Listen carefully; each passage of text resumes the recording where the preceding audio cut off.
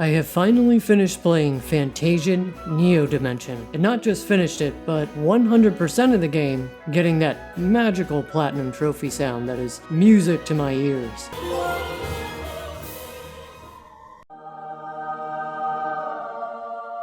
And I gotta say, this is an interesting game. There's a lot to unpack here in this review. We got these cool backgrounds, nice music composed by the one and only Nobuo Uematsu, innovative turn-based combat, a boy with amnesia, some hidden Easter eggs, some questionable UI, and jiggle physics. But don't get too excited about that last one, or else you'll... But this is the game that was conceived and produced by the father of Final Fantasy himself, Hironobu Sakaguchi, which was originally released on Apple Arcade back in 2021, and has now been brought to consoles in this repackaged version subtitled Neo Dimension, of which I played the PS5 version. Sakaguchi has claimed that this game was inspired by Final Fantasy VI, but at a glance it doesn't appear to look like Final Fantasy VI at all. In fact, these environments will remind you more of the old school, pre-rendered backgrounds of the PS1 days. So, is it actually like Final Fantasy VI? Well, I'll get to that later. I'll also rant about a particular issue that existed for a couple of months. They did the hard part that was recently fixed just in time for this review. But well, first, let's start from the beginning.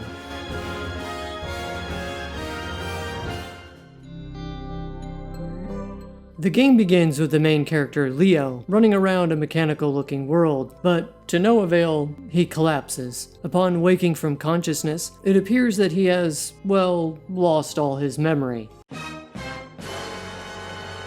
So he's basically the epitome of all JRPG tropes, a protagonist with amnesia. Anyway, he's accompanied by a robot who acts as a support character and essentially acts as your basic combat tutorial guide. Eventually, Leo escapes with a warp device and arrives in a town called N. Is this Twilight Town?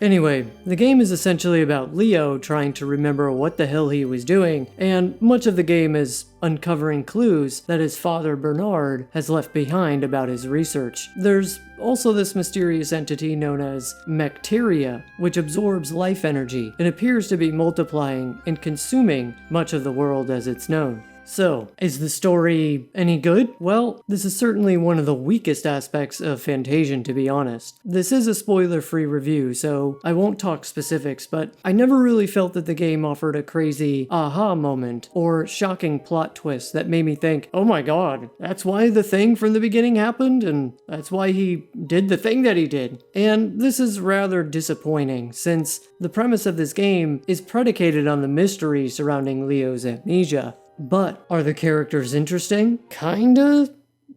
I mean, I didn't hate them, but it feels like the most compelling parts of their story are told through these novel-esque sequences, which remind me of the short stories of Kime's Past from Lost Odyssey. The game's theme is focused on telling a story about order versus chaos, and while the concept for the story has some depth to it, they just don't explore much of it. The writers just didn't craft a story that has relatable situations, nor did many of the characters have grounded conflicts with each other to maintain any sort of drama. Most of the writing is very surface level at best. As cliched as the amnesia trope is, it can be an effective storytelling method, but unfortunately, most of the mystery just doesn't land. Clearly, the story wasn't the focus of this game. Instead, the focus was much more on the visuals. Which brings me to these backgrounds. This is where a huge focus of this game's development went to. As most of you probably already know, all the backgrounds were handcrafted as models, and then photos of these models were taken, and then placed as backgrounds in the game. Then they simulate 3D to match these 2D images with some of the objects being created in 3D.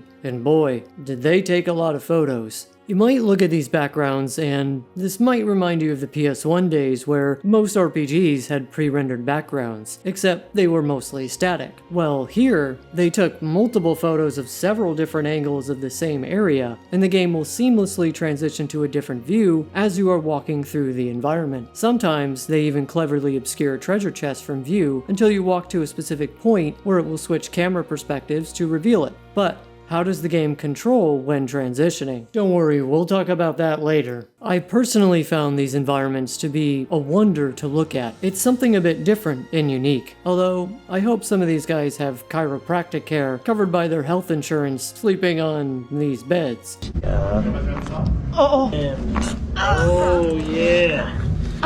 Good movement there, huh? Yeah. So part of the reason so much of the story was told through these illustrated short story sequences could be the fact that they would have to depict more environments in order for some of these cutscenes to take place, which would either require models being created or some of the existing ones to get even more 3D recreations of them for fully animated cutscenes, which would cost a lot more money and increase the scope of the project, as well as all of the animations for it, and Lord knows it probably cost an arm and a leg just to create all of those handcrafted models, so it's likely there was only so much left over for that. Well, they had some money left over for this animation though.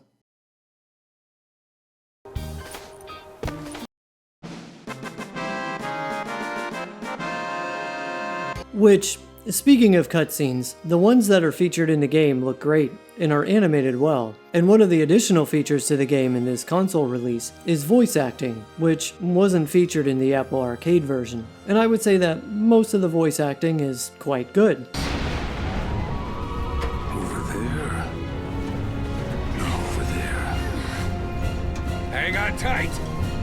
I'm a little critical of Cheryl's delivery as lacking a bit of emotion, but my guess is that this is more the fault of the voice direction than the voice actress herself. Don't you have something to say to me?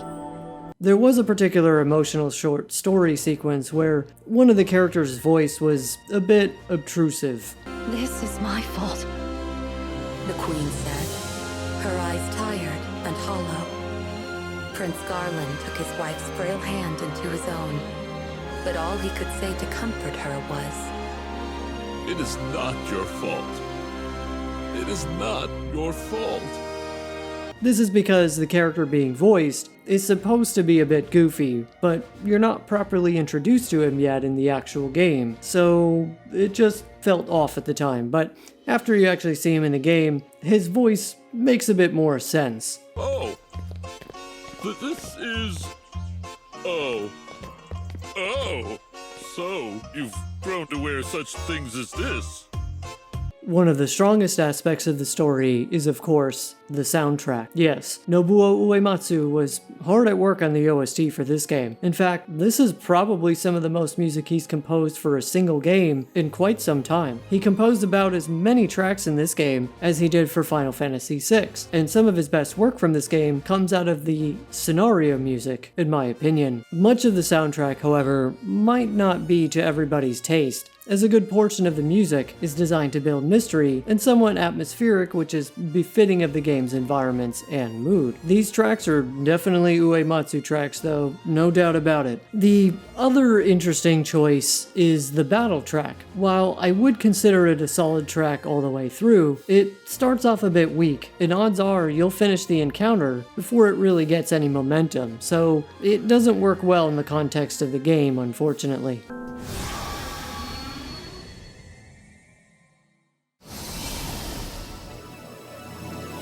Do.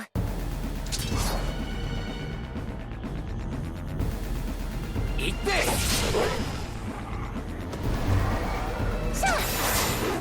I feel like this is probably why they also added a feature to this edition of the game in which you can select from a host of other battle tracks from other Final Fantasy games like Final Fantasy VII Remake, Final Fantasy XIV, and some others, which is interesting. I personally wanted to hear the original music from this game, so I almost never changed it. The boss music, however, doesn't disappoint here. But speaking of the battle music, let's talk about the battles in this game.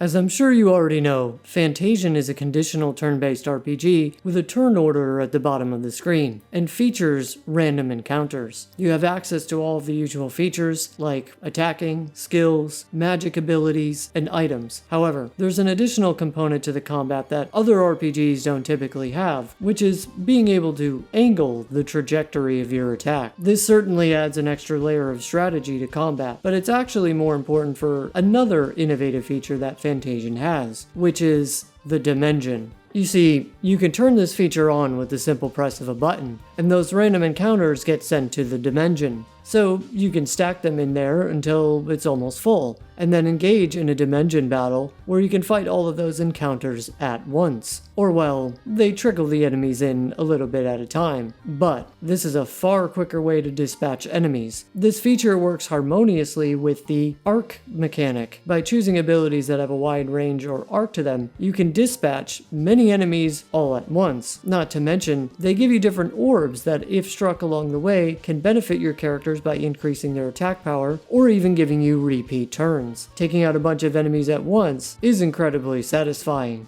And combat is something you're going to be doing a lot in this game. You're going to be spending more time in battles than in cutscenes or exploring the world, and most of that is fighting boss battles. If you're looking to put your characters and abilities to the test, you will not be disappointed here. And when you get what would have normally been part 2 of the original version, that's when the boss fights do not fuck around. Vignette.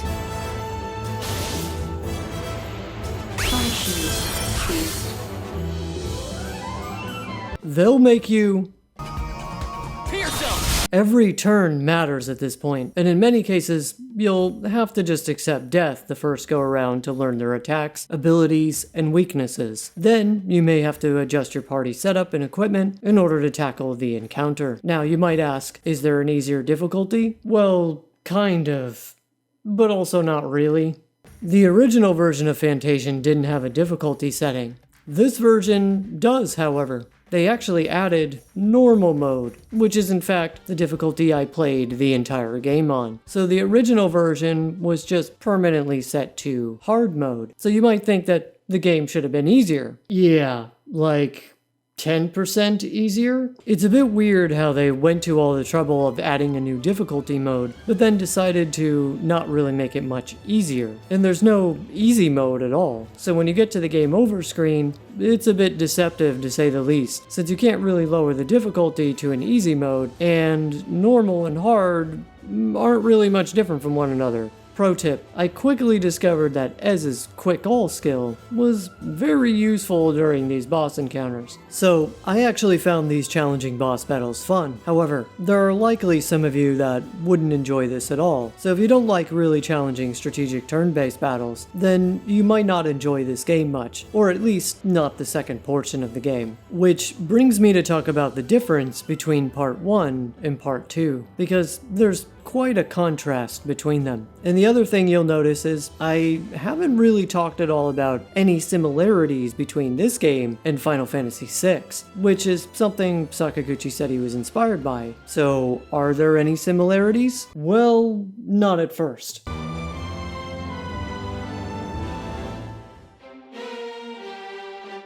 Part 1 takes about 20 hours to complete, and for the most part, it is quite linear. There is a world map, but it felt almost completely pointless during this part of the game. By the time I got to the end of Part 1, I was left scratching my head as to why it was even included in the game, since you hardly even get to traverse it. But then you get to Part 2, which the game just seamlessly transitions to. There's no mention of it in the game, but it's mostly obvious as to when it happens. And then the game really opens up, and you're basically all alone, forcing you to find all of your party members again. And then it made sense as to why Sakaguchi referenced Final Fantasy VI as an inspiration. Part 2 is very reminiscent of the world of Ruin in Final Fantasy VI, where the game is essentially left up to the player as to how to tackle world exploration. The same applies here. You can essentially do the story in any order you want at this point. Now, for the record, the world of Ruin wasn't exactly my favorite part of Final Fantasy VI.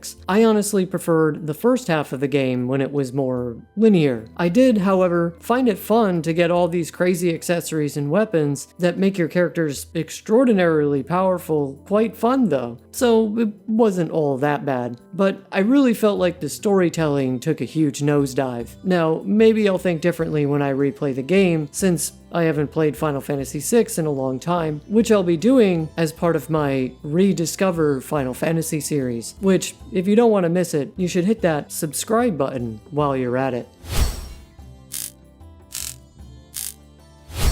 So, if I wasn't particularly fond of the world of Ruin in Final Fantasy VI, would I like it here in FANTASIAN Neo Dimension? Surprisingly, yes. I actually did. There's so much more to do here in Fantasian, and it kind of got its claws in me. It was quite addicting. You have to understand, I gotta find all my friends again, I gotta do all these side quests that have popped up, and look at this world. I can actually explore it now, and look at all these places. Some of them are a bit too high of a level for me, so let me remember that for later. All the while, I gotta save all these robots and restore the base. Oh, and now I can switch my characters in and out of battle like Final Fantasy X, and I can upgrade my equipment now, and also, there's a whole skill tree that's been unlocked? You mean, I can add a crazy number of hits to this move from Leo? Hammer! Strike!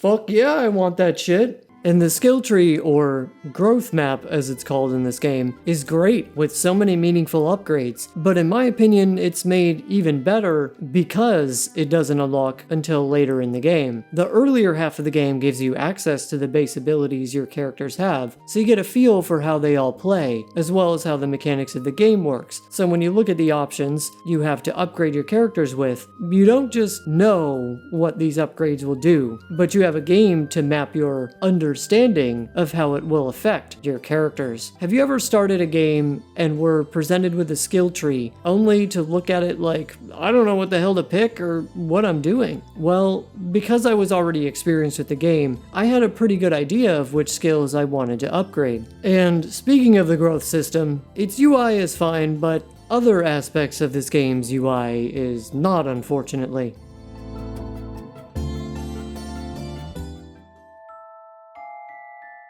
Like, why can't I view HP and MP on the equipment screen? Or even the character's level?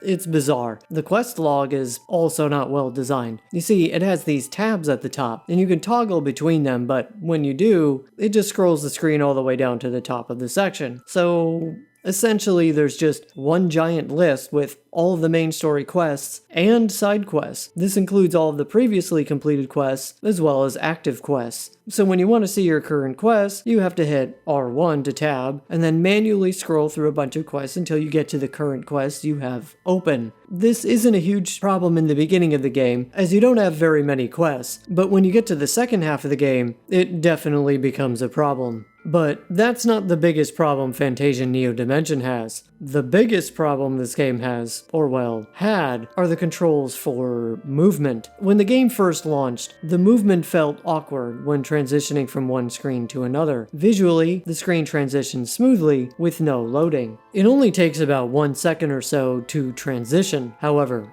This creates a problem. The direction you were previously holding on the control stick no longer represents the same direction in the new screen, as the perspective has shifted. Since you can still move your character while the transition occurs, this creates extra work for the developers. They have to be sure they get all the measurements of these dioramas accurately so that they can calculate the angular difference between one screen and another. Then they have to use that difference to calculate the offset of the direction the control stick should be so that the character is still moving straight without the player having to manually change directions. This all sounds complicated, and it kind of is. So on this screen, the character is moving to the left, which would be left on the control stick. But when the screen transitions, what was previously left would now be up. So if they didn't offset the control stick, your character would immediately start veering off to the left, and in some cases, the screen transitions to almost a complete opposite perspective, like in this room. In this case, up is forward, and when you transition to the next screen, up is backward. So if they didn't program the game right, your character would just immediately keep going back and forth between the two screens, which would make it near impossible to make progress in the game. So what you would have to do is program the game to make it so that in this instance, left equals up, so that the character is still moving in the same direction without you having to immediately change the direction of the control stick to up. So did they calculate it correctly? Yes. So what was the problem then? Well, now when you're on this screen, because left is up, that then means that up is now right, right is now down, and down is now left. Yeah. It's very disorienting. So the game had a solution for this, which is to stop walking. And then the controls reset, so that up is up, down is down, etc. So this is the game where you have to constantly stop short everywhere you go. Different. Everybody knows. I stopped short. So then, why not just change the controls as soon as the screen shifts? Well, like I said, you would end up with this problem.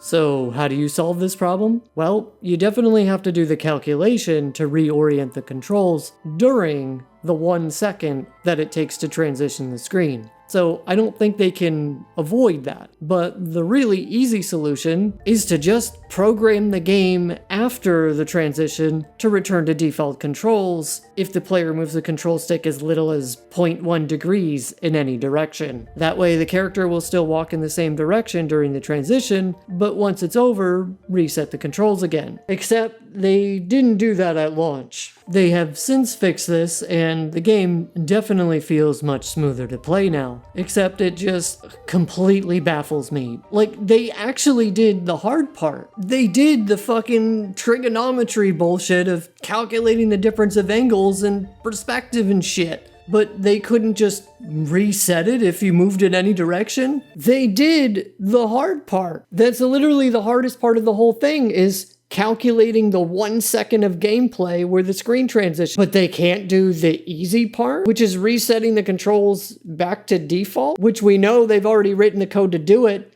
since it happens when you stop player. All they had to do was take the same script that they used for that and apply it to when you move the analog stick or control stick, whatever the fuck, 0.1 millimeters in any direction.